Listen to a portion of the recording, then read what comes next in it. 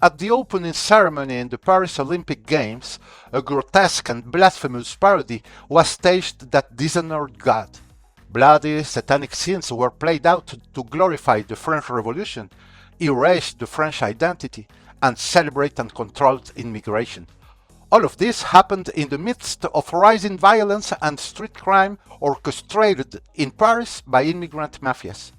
In France, general indifference reigns. It seems lost. But across the English Channel, just days later, hope is emerging. Indignation in the British Isles, particularly in the United Kingdom and Ireland, over the Muslim invasion that is destabilizing local communities, has reached a boiling point. In the UK, we are witnessing a genuine popular uprising against this invasion. There are demonstrations, marches and protests in front of mosques and immigrant mafias-run businesses. The British aren't as passive as those in the South. The British, they aren't the French. This time, the spark that ignited this massive revolt was the brutal machetes murder of 3 girls by an African Islamist, which led people from different social backgrounds to unite in various cities in protests that were, let's be clear, very angry. These protests, spontaneous, legitimate and genuine, are a response to Islamic oppression which, protected by the anti-Christian elites rule in the UK, disrespects the host country's laws, imposing their own religion law, Sharia.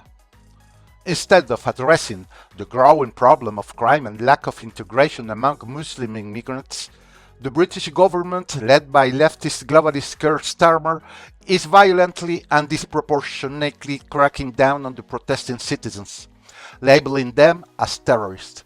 They even claim that the African Islamist criminal in question wasn't an immigrant but a true-blooded Welshman, treating British citizens like fools. Welsh, they say?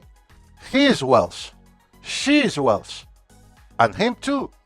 The media complicit in this globalist agenda have distorted reality, labeling the protesters as racist and far-right extremists instead of acknowledging their legitimate concerns about the safety and preservation of their daughters, families and communities. Nobody explains it better than comedian Leo Kears. It's certainly a far cry from when the BLM marches were allowed to cause havoc and the police took the knee, or when the police ran away from the Leeds riots, or when the police allowed the Rochdale riots to just continue. That's just, in recent history. I know certainly in London we've seen march after march of the anti-Israel mobs chanting genocidal slogans, but for some reason, when it's people who are upset about the worst crime possibly imaginable, and I don't know if, I've seen a lot of left-wing people say, they must just be exploiting it. It's like, no, people are genuinely furious and genuinely terrified for their own children, for other people's children. Children aren't safe in the UK. Muslim immigration has negatively transformed many cities across Europe,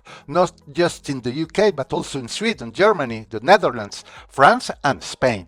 Besides diluting European identity, the social welfare systems are being overloaded and there's an exponential increase in the abuse of public services by immigrants, mainly of Muslim origin, who receive numerous state benefits while not contributing proportionally to the system.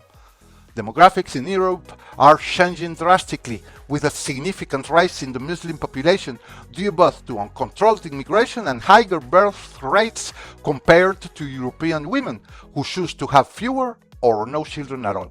This situation is leading Europeans to become a cornered minority in their own countries, and good people are starting to react. We saw how in France Marine Le Pen's party, which is the only one speaking rationally about this issue, won the recent legislative elections. But the elites are determined to destroy Europe despite popular discontent, and in France, despite getting fewer votes that gave the majority of the seats to the pro-immigration left. This wild and shameless through legal electoral usurpation, along with the brutal cynicism with which they declare themselves anti-Christian and pro-immigration at the Olympics, and the blatant disregard with which the British authorities and media currently side with criminal immigrants against their own compatriots, falsely branding them as fascists, racists and terrorists, should make us all reflect. Yes, we, the Hispanic Americans and Salvadorians, should take heed because it's the Orwellian world these same globalist elites want to lead us into. And we can't say we haven't been warned. These grotesque elites leading Europe's destiny are the same ones who want to shackle us Salvadorians with their chains, pushing for the imposition of feminism, communism, gender ideology, and the trans agenda, through corrupt NGOs like Cristosal, the Feminist Collective, or FESPAD. The Europeans' problems are their problems, and ours are ours, but we inevitably share two things in common: the same enemy and the same longing. What is this longing? To preserve our traditions and identity rooted in the principles of Christian civilization.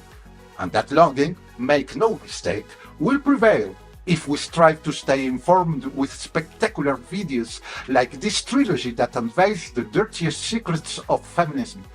Don't waste your time and watch them right now.